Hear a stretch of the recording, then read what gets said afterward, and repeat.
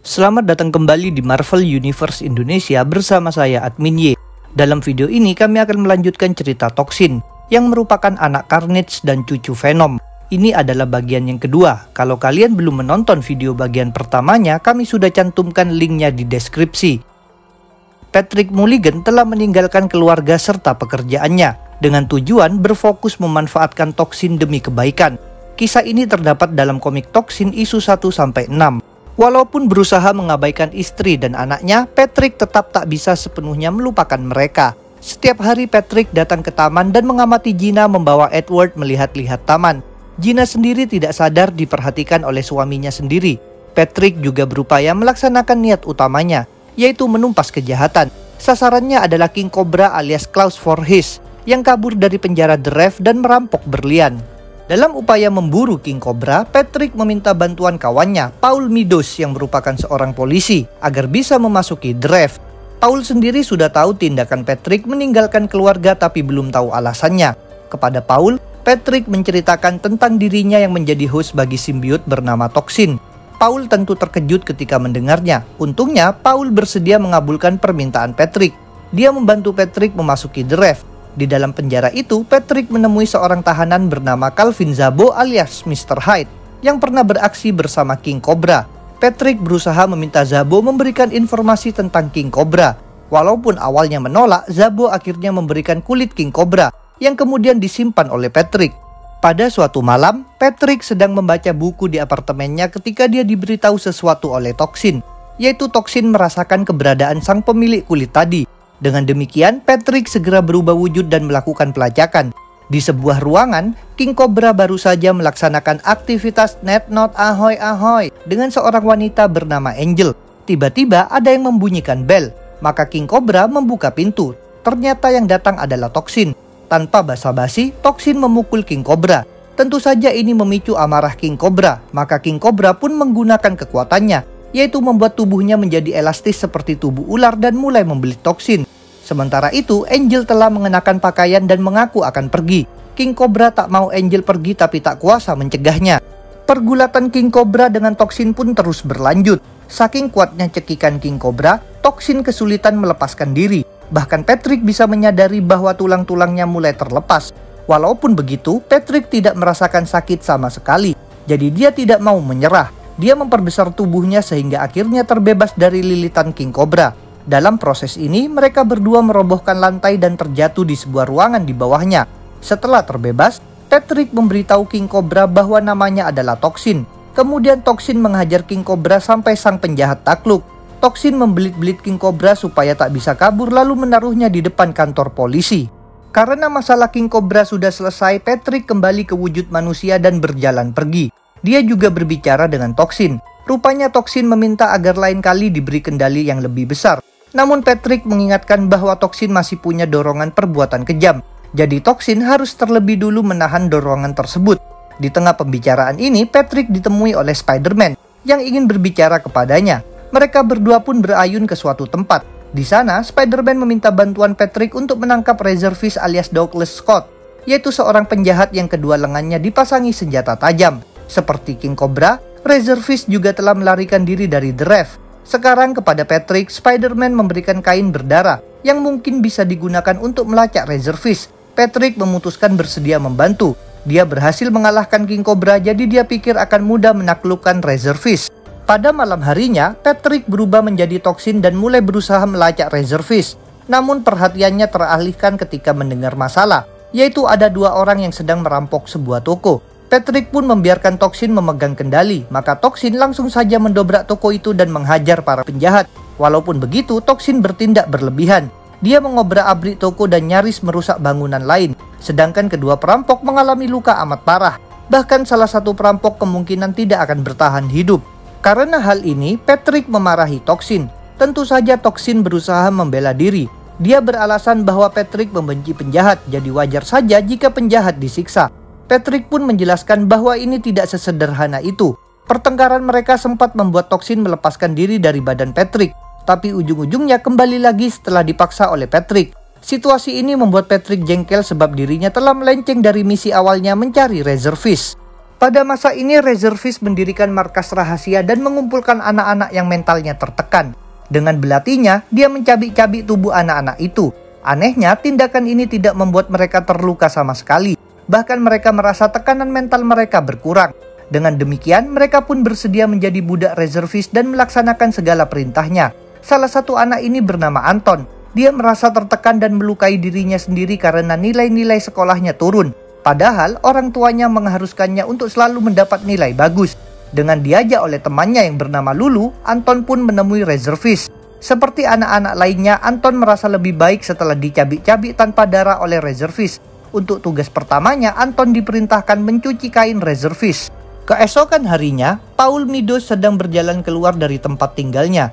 Dia ditemui oleh Jim, yaitu ayah Patrick. Jim memaksa Paul memberitahukan alamat baru Patrick. Tetapi Paul menolak sebab tak mau mengkhianati kawannya sendiri. Jim yang menjadi kesal memutuskan menodongkan pistol pada Paul.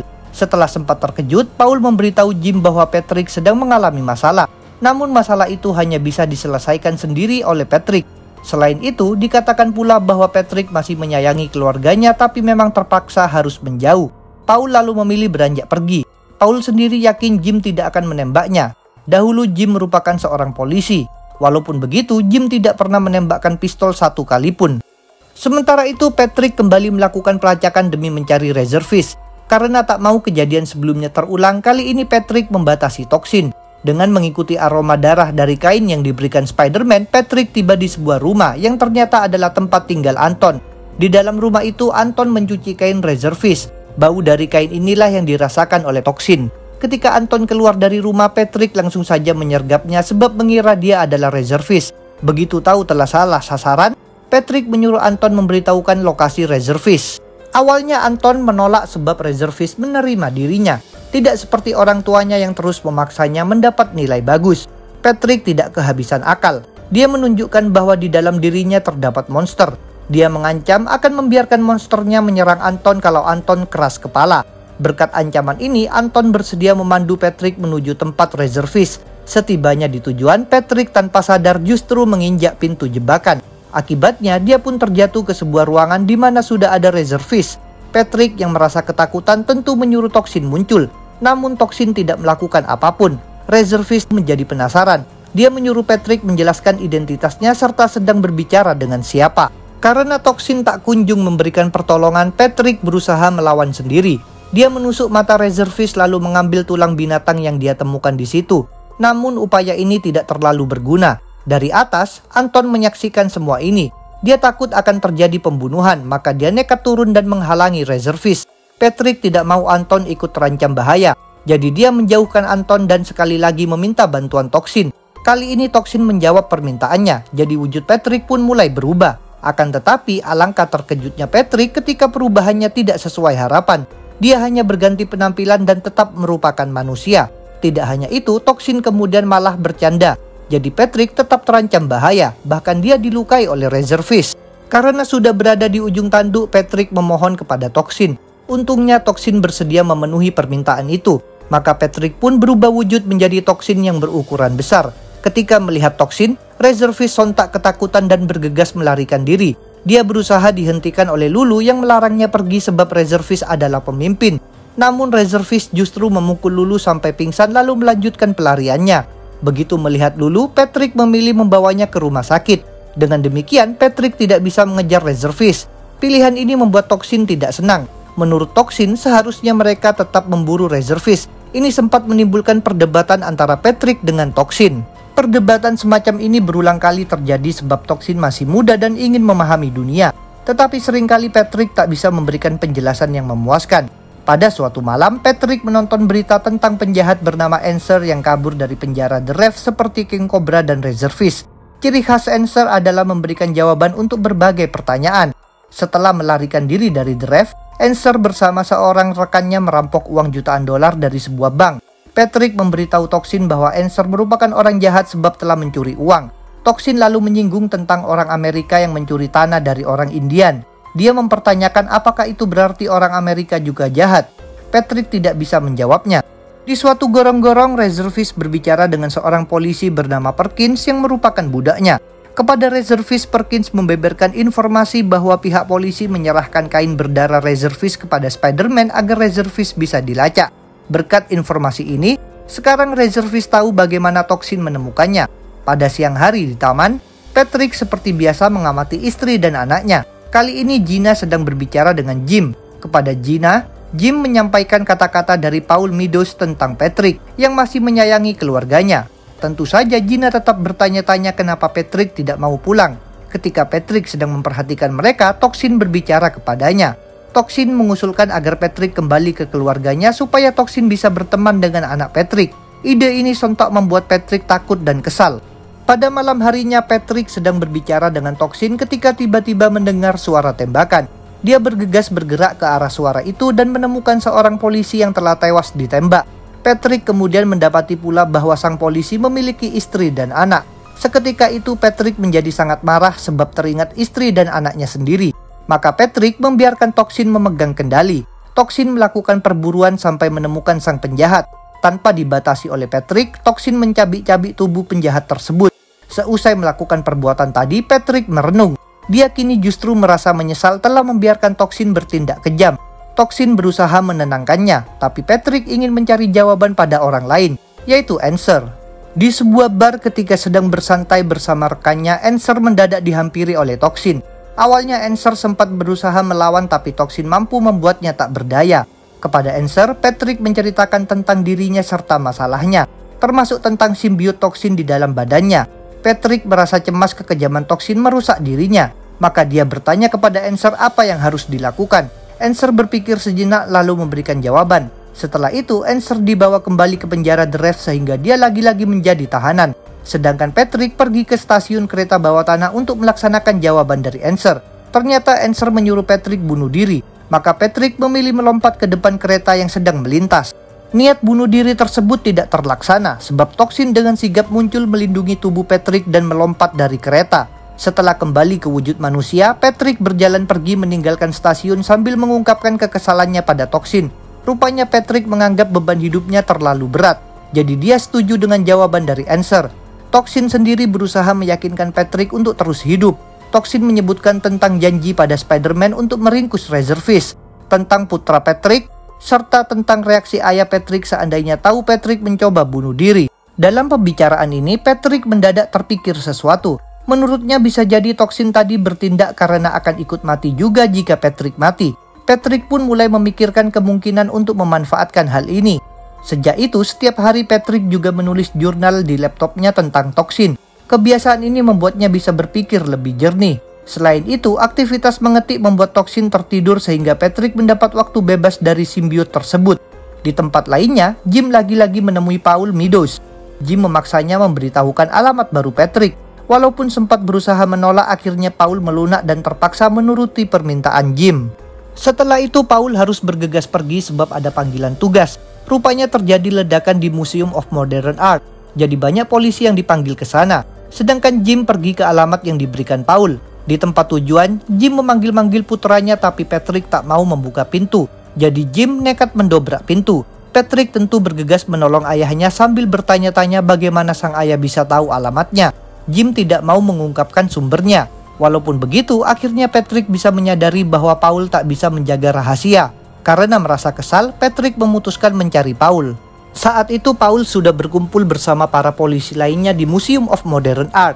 Tanpa diketahui oleh para polisi, pelaku peledakan adalah dua penjahat super bernama Wrecker dan Pile Driver.